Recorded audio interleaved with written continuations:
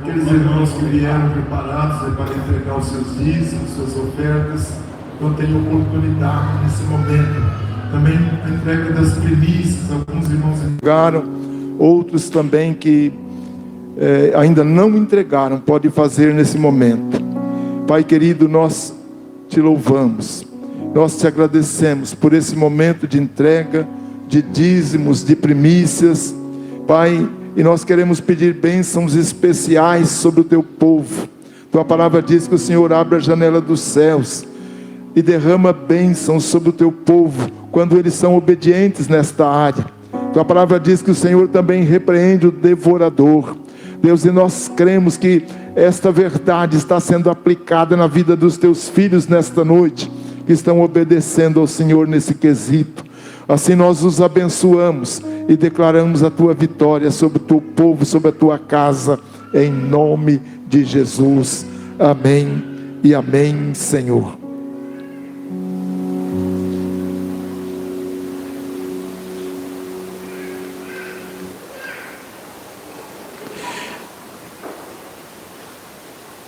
Nós queremos pedir aos irmãos que abram as suas Bíblias no Evangelho de João, no capítulo 19, Evangelho de João, capítulo 19, nós estaremos lendo do versículo 28 até o versículo 30, Evangelho de João, capítulo 19, versículo 28 a 30, diz assim a palavra do Senhor. Esse texto é um texto bastante conhecido, os irmãos também já ouviram várias vezes. Diz assim a palavra: mais tarde, sabendo então que tudo estava concluído, para que a Escritura se cumprisse, Jesus disse: tenho sede. Estava ali uma vasilha cheia de vinagre. Então embeberam uma esponja nela, colocaram a esponja na ponta de um caniço de sopo e a ergueram até os lábios de Jesus. Tendo provado, Jesus disse: está consumado. Com isso, entregou o Espírito.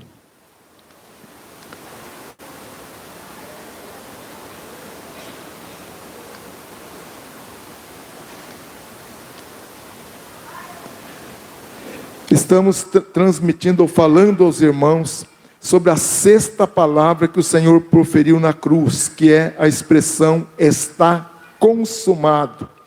E nós vimos na última ministração algumas vitórias pelo fato do Senhor ter consumado a sua obra na cruz. Falamos que ao ser consumado, Jesus foi vitorioso contra o pecado, ou sobre o pecado. Falamos ainda, quando Jesus disse está consumado, ele garantiu a vitória sobre a morte. Hoje nós somos vitoriosos sobre o pecado, hoje somos vitoriosos sobre a morte, mas um terceiro princípio que podemos ter aqui nesse está consumado, é que Jesus trouxe vitória sobre Satanás e sobre todo o poder do inferno. Iniciamos falando um pouco disso na última ministração. Falamos que essa vitória de Jesus sobre o diabo começou a ser desenhada no momento em que ele nasceu, ou logo após o seu nascimento. Usado pelo inimigo, Herodes tramou a morte de Jesus, editando um decreto que determinava que todas as crianças do sexo masculino, nascidas em Belém, de 2 anos para baixo, deveriam ser assassinadas. Ali em Mateus capítulo 2, versículo 16, nós temos o edito e como Herodes realmente intencionava assassinar todas as crianças. Ele visava eliminar quem? O descendente da mulher, lembra lá de Gênesis, e que era uma grande ameaça, não somente ao seu império. Ele era rei, e não somente Jesus iria ameaçar o seu império, mas precisamente sem saber, Herodes sendo usado pelo diabo, o diabo sabia que o império dele seria ameaçado também. E então Jesus foi vitorioso aqui. Um momento também que o diabo volta a atacar Jesus foi nas tentações do deserto. Ele intencionou ali tirar Jesus do caminho da cruz. Mas nós iremos ver que Jesus o venceu vitoriosamente. Nas tentações, ali no deserto, o diabo usou uma tática que ele já havia usado lá atrás, com Adão e Eva. E essa tática foi o que nós chamamos de caminho da exaltação. No dizer do inimigo, falando lá a Adão e Eva, eles seriam como Deus se comessem do fruto proibido. E para Jesus, ele prometeu todos os reinos do mundo se Jesus o adorasse. Ou seja, era o mesmo princípio, o princípio da exaltação. Embora essa tática tenha funcionado com os nossos primeiros pais, não funcionou com Jesus, não funcionou com o Filho de Deus. E a resposta do Senhor foi clara, contundente e definitiva, quando ele disse: está escrito, adore ao Senhor seu Deus, e só a Ele preste culto. Irmãos, para derrotar o império do mal, Jesus escolheu trilhar o caminho da obediência. Nós vamos ver por todos os evangelhos que Jesus foi obediente até a morte de cruz. E há um texto até muito interessante ali em Hebreus que fala que ele aprendeu a obedecer através do sofrimento, de acordo com esse texto, Hebreus 5, o versículo 8. Isso foi o que nós falamos na última ministração. A partir da investida do diabo contra o Senhor no deserto, até o instante da cruz, os caminhos de Jesus e de Satanás voltaram a se cruzar em outras ocasiões. Numa dessas ocasiões, ele usa Pedro, um dos apóstolos do Senhor, para tentar desviar o foco da cruz. Ali em Mateus capítulo 16, versículo 21 a 23, fala assim: desde aquele momento Jesus começou a explicar a seus discípulos que era necessário que ele fosse para Jerusalém, sofresse muitas coisas nas mãos dos líderes religiosos, dos chefes dos sacerdotes e dos mestres da lei, e fosse morto e ressuscitasse ao terceiro dia. Presta atenção agora. Então Pedro, chamando-o à parte, começou a repreendê-lo, dizendo: nunca, Senhor, isso nunca te acontecerá. E Jesus virou-se e disse a Pedro: para trás de mim, Satanás, você é uma pedra de tropeço para mim, e não pensa nas coisas de Deus, mas nas coisas dos homens. Irmãos, a boa intenção de Pedro aqui estava influenciada pelos intentos e artimanhas de Satanás. Aparentemente ele estava fazendo algo bom, ele estava tentando tirar Jesus do sofrimento. Ele estava focado em uma perspectiva humana de glória e poder. E ao mesmo tempo ele estava ignorando a necessidade da morte e sacrifício de Jesus, que foi o caminho trilhado por Deus desde a eternidade.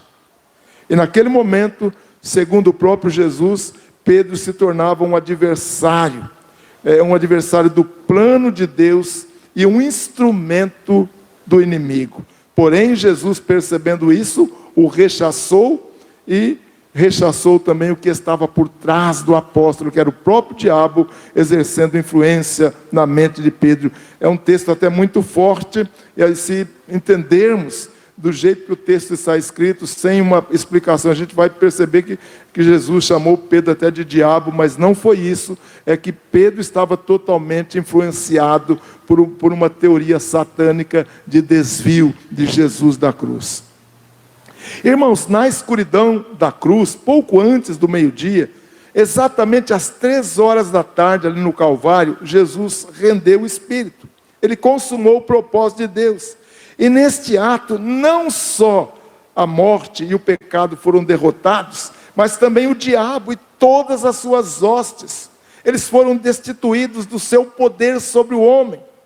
É interessante um texto ali de Colossenses 2,15, muito citado por mim e por nós, diz que tendo despojado os principados e as autoridades, fez deles um espetáculo público, triunfando sobre eles na cruz. Ou seja, aqui prova que a morte de Jesus na cruz destronou todo o principado, toda potestade e acabou com os intentos de Satanás. Quando Jesus exclamou: está consumado, está terminado, aí a palavra no grego teléu, né? Na verdade ele triunfou sobre o diabo, ele triunfou sobre o poder do mal e sobre as hostes infernais. E a vitória, então, estava completa, estava definitiva. Podemos dizer que a cruz foi o ponto de triunfo de Jesus sobre o poder satânico, e essa vitória sobre o reino das trevas. O diabo perdeu grande parte dos seus súditos, que agora começou a ser compostas por aqueles que iam recebendo Jesus, e até hoje continua isso. E há um texto também interessante, ali em Colossenses 1,13, que fala que Jesus nos resgatou do império das trevas e nos transportou para o reino do seu Filho amado. Ou seja, a cruz, a morte de Jesus, ela proporcionou o fato de mudarmos de reino, ou seja, de sairmos desse reino do diabo e passarmos para o reino de luz, que é o reino de Jesus. Mas isso só se tornou possível através da cruz. Algo que eu quero colocar também interessante, que Pedro, quando está escrevendo a sua primeira carta, ele nos traz uma informação muito importante de que Jesus fez algo inusitado, naquele período de 3 dias que ele ficou morto. Lembra que o corpo do Senhor morreu, mas o Espírito de Jesus não morreu. E no Espírito, a Bíblia diz que ele desceu ao inferno para fazer algo ali.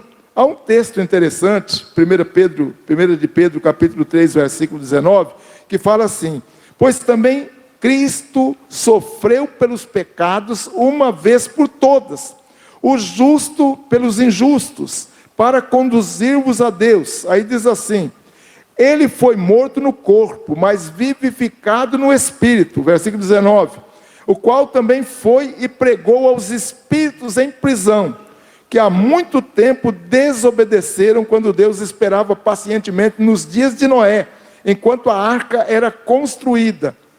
Nela, apenas algumas pessoas, a saber, 8, foram salvas por meio da água. Esse texto é um texto de difícil interpretação para os teólogos, para os estudantes da palavra de Deus, mas eu posso dizer que o sentido desse texto, que é mais comumente aceito, é o seguinte: que Cristo, após a sua morte, ele proclamou a sua vitória aos espíritos desobedientes ali no inferno, possivelmente anjos caídos ou pessoas que viveram no período de Noé.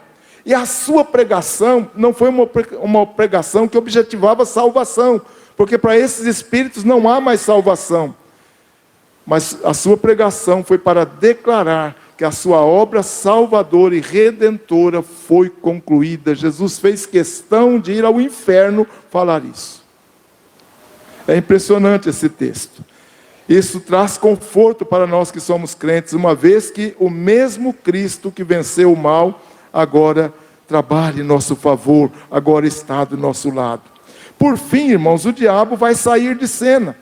Ele será lançado no lago de fogo e enxofre, o inferno real, onde juntamente com todos os seus aliados, com toda a sua corja, melhor dizendo, ele vai receber o juízo eterno de Deus. Ali no livro de Apocalipse fala que o diabo que as enganava foi lançado no lago de fogo e enxofre, onde já haviam sido lançados a besta e o falso profeta, e eles serão atormentados dia e noite para todo o sempre. Irmãos, este evento, ou este último ato de Deus em relação a Satanás, marca o fim do reinado satânico e a condenação de todos os inimigos de Deus. O lago de fogo e enxofre é um símbolo de sofrimento eterno e uma derradeira destruição, podemos assim dizer. Devemos lembrar aqui que o enxofre é frequentemente associado a um cheiro forte e característico, e era também um dos sintomas comuns de destruição através de pragas. Há um texto interessante, ali de Deuteronômio capítulo 29, 23, que fala que a terra inteira será um deserto abrasador de sal e enxofre, no qual nada que for plantado brotará, onde nenhuma vegetação crescerá. Será como a destruição de Sodoma e Gomorra, de Adbiná e Zeboim, que o Senhor destruiu com ira e furor. Lembra, lá na destruição de Sodoma e Gomorra, desceu fogo e enxofre do céu e consumiu aquelas cidades. E a partir de então, essa praga que foi derramada sobre aquelas duas cidades se tornou um sinal de maldição para aqueles que eram desobedientes ao Senhor, como se eles tivessem as suas plantações atingidas por enxofre, por fogo, por sal, e não produzissem nada. Diante dessa tremenda notícia, eu quero parar por aqui para darmos início à nossa ceia. Nós devemos pular, dançar, gritar: Teléu, está consumado. Jesus nos deu vitória tremenda sobre Satanás. Satanás não tem mais autoridade sobre a igreja de Deus. Se você, como crente, soubesse o poder de Deus que está sobre a sua vida, você não iria temer o diabo. Tem muitos crentes que têm medo de enfrentar pessoas endemoniadas. Quero dizer para você que se você é crente de verdade, você não tem que ter medo de nenhum endemoniado. Porque a palavra de Deus, através da sua boca, ela tem poder para aniquilar os poderes das trevas, porque esse poder nos foi dado por Jesus quando Ele morreu na cruz e derramou o seu sangue por nós. Lembra do texto de Colossenses? Ele destronou Satanás. Satanás é um impostor. Ele age naqueles crentes que não sabem o poder que tem nas mãos. Aqueles crentes que não têm consciência do que são em Cristo Jesus. Porque se você tiver essa consciência, pode ter certeza que Deus vai agir na sua vida e você vai ser instrumento de Deus nas mãos do diabo, nas mãos de Jesus. Eu me lembro de uma experiência que eu tive alguns anos atrás.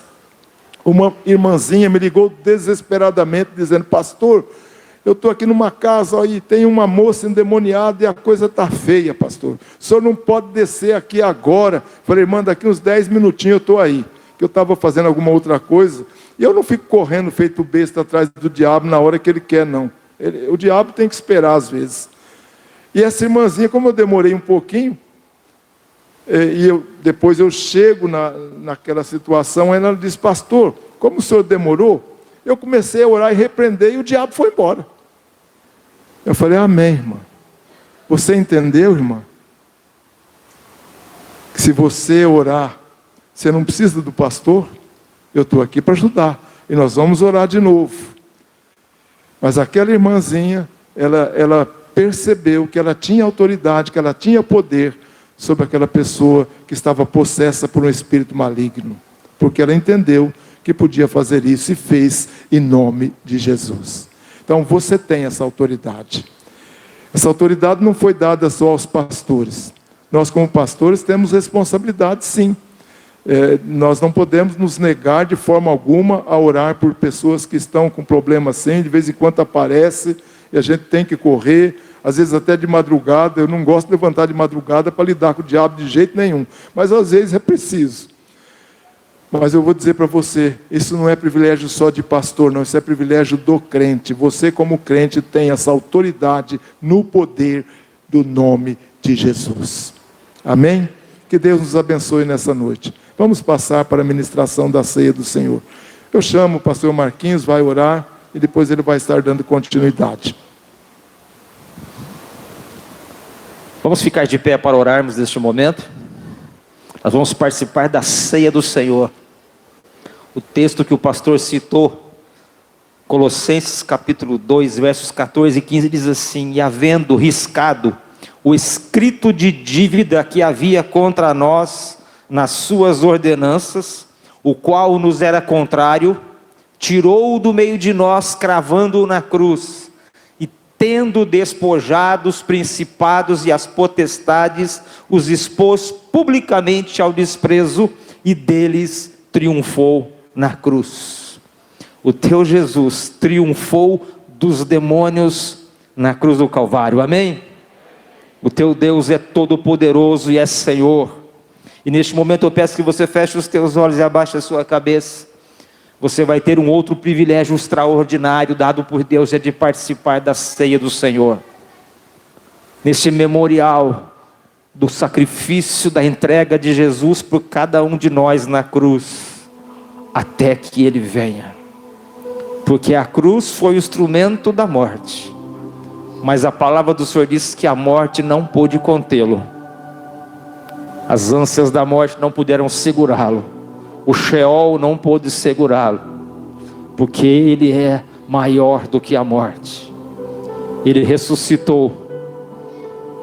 Ele está hoje assentado à direita do Pai nas alturas. O seu trono é um trono eterno. E Ele é o Todo-Poderoso, que tem um nome que é sobre todo nome nos céus, na terra e debaixo da terra. Jesus Cristo.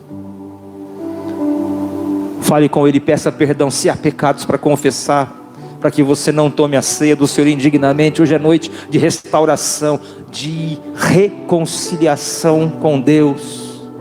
Há vidas que estão aqui preocupadas porque parece que estão andando como se estivessem desviados por conta de falhas e erros cometidos, erros e falhas. O Senhor está te dizendo, se arrepende, confessa, é noite de restauração, de reconciliação.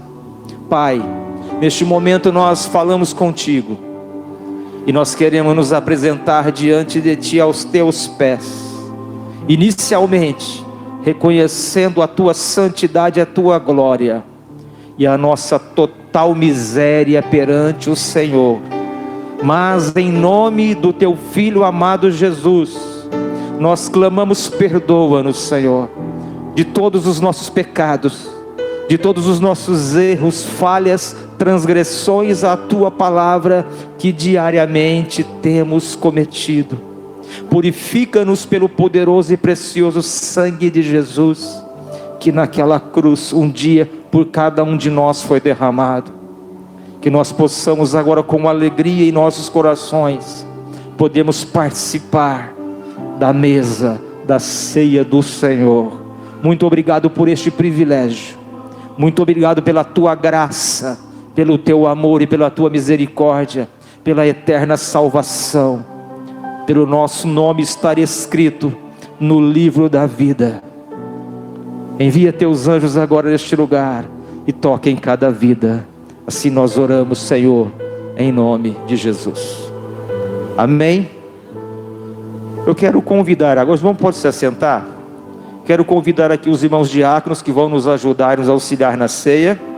Irmão José Osório Bravo, irmão Antônio Carlos Gonçalves, irmão João Sorrente, irmão Dutra, irmão Januário, irmão Flávio Danelucci, irmão Eduardo de Oliveira, irmão Luiz Augusto Lugato. Irmãos, podem já vir aqui à frente. Eu já quero chamar a equipe de louvor para se colocar aqui. Já já vai estar atuando. E nós vamos descer ali. A Bíblia só nos diz assim: quem deve participar da ceia do Senhor?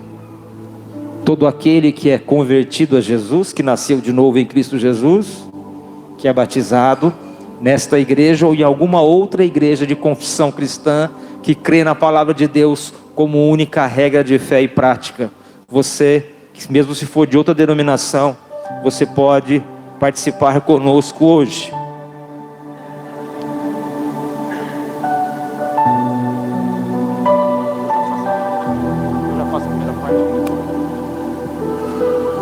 Amém? Você que vai participar, fique de pé neste momento. Os diáconos vão estar entregando para você o pão. E conforme você for recebendo, o louvor vai estar adorando o Senhor. E você pode se assentar e, em espírito de oração, esteja buscando ao Senhor, se colocando diante dEle. É momento de comunhão com o céu, é momento maravilhoso. E entender, é privilégio que nós não merecemos, mas que Deus está nos concedendo nesta noite. Equipe de louvor.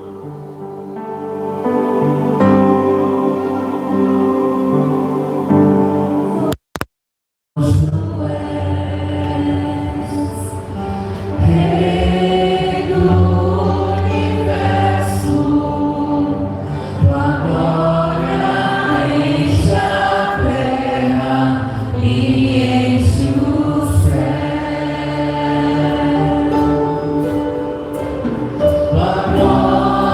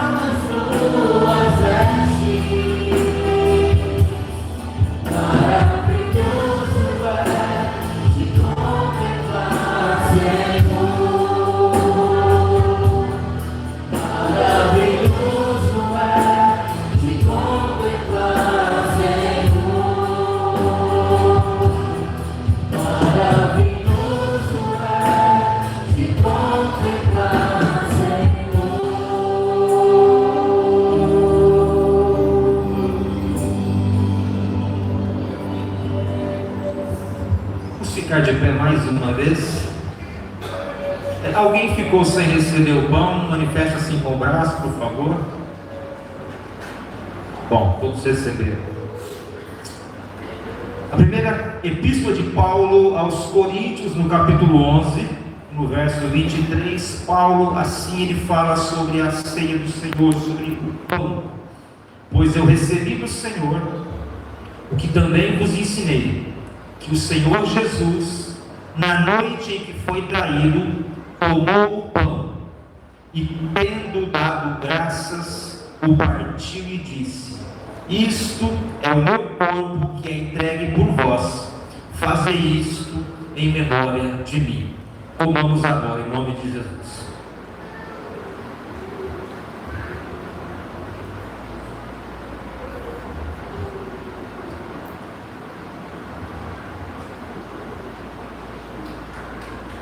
Nosso Deus e Pai, neste momento, ao participarmos, Senhor, deste memorial, nada podemos deixar passar. E a primeira coisa, Pai, que nós temos que fazer é declarar a nossa gratidão. Declarar, Senhor, que o Senhor nos deu a vitória sobre o pecado, sobre a morte, sobre o sofrimento. E que este momento, Pai, ao se reproduzir mais e mais durante toda a nossa existência, possa firmar a obra feita pelo Senhor, para que nós possamos estar aqui. A nossa restauração, o restabelecimento, Senhor, da nossa alegria, da nossa felicidade, da nossa paz, ela advém, Senhor, deste ato praticado, naquele momento do seu sofrimento em nosso favor. Nós te agradecemos mais uma vez pela vitória sobre todas as coisas que tentam nos dominar, em nome de Jesus.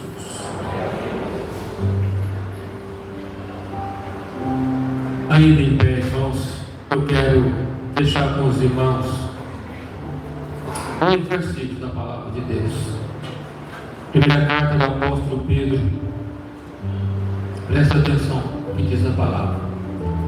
Sabendo que não foi mediante coisas corruptíveis, como a prata ou ouro, que fostes resgatados dos vossos pecados ou procedimento que os vossos pais legaram, mas pelo precioso sangue, como o sangue do Cordeiro, sem defeito, sem mácula, o sangue de Cristo. Você foi comprado, não foi com ouro, nem com prata, foi pelo sangue de Cristo. É a maior vitória, é o maior milagre que você possa ter. Se você ainda não tem essa experiência, aceite Jesus hoje. Receba Jesus no seu coração como o único e suficiente Salvador, porque amanhã ou daqui a pouco pode ser tarde demais. Você foi comprado pelo sangue de Cristo, e o seu nome, o nosso nome, está escrito no livro da vida. Chegará aquele dia que vinde benditos. Aleluia, louvado seja o nome do Senhor.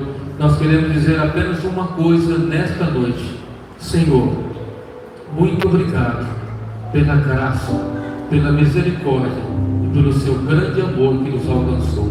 Obrigado, Jesus. Amém, povo de Deus? Amém. Receba o cálice. Ao receber, você pode se sentar.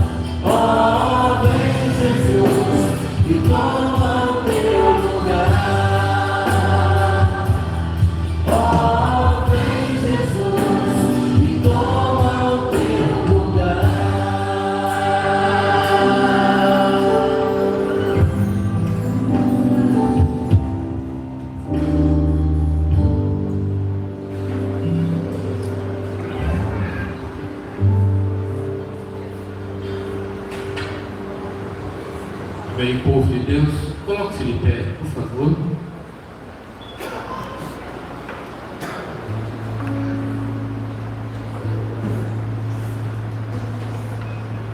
Assim diz a palavra do Senhor. Por semelhante, depois de haver ceado, tomou também o cálice, dizendo: este cálice é a nova aliança no meu sangue. Fazei isso todas as vezes que o beberdes, em memória de mim. Bebamos, irmãos, em memória do nosso Senhor Jesus Cristo.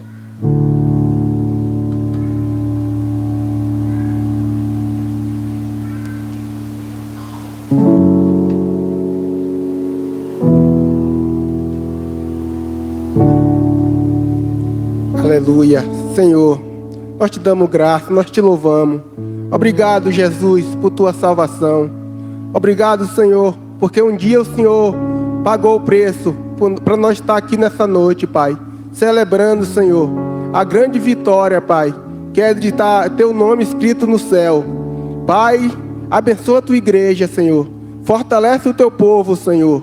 Pai, em nome do Senhor Jesus, ó Pai. Leva, Senhor, nós cada dia um nível de intimidade contigo, Senhor. Oh Deus, nós precisamos cada dia de Ti, Senhor. Nos ajuda, Pai. Ajuda, meu Deus, o Teu povo, meu Deus, a caminhar na Tua presença a cada dia. Nós te damos graça e te louvamos, em nome de Jesus. Amém, Senhor.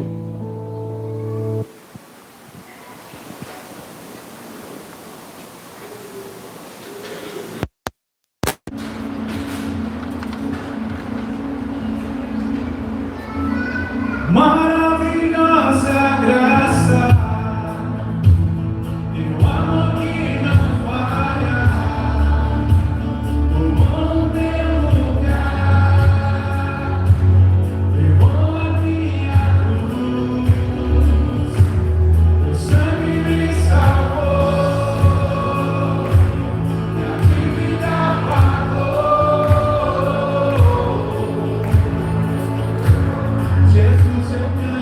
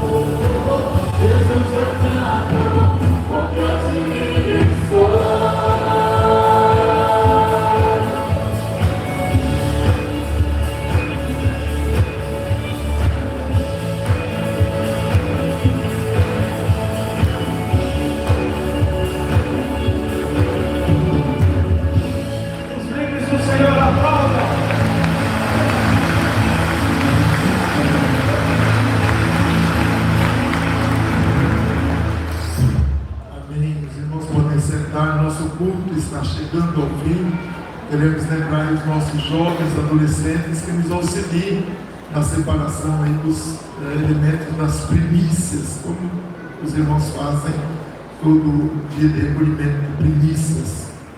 E ora, aquele que é poderoso para vos guardar de tropeçar e para vos apresentar com exultação, imaculados diante da sua glória, ao único Deus, nosso Salvador, mediante Jesus Cristo, Senhor nosso, glória, majestade, império e soberania, antes de todas as eras, e agora e por todos os séculos. Amém. Que Deus nos abençoe.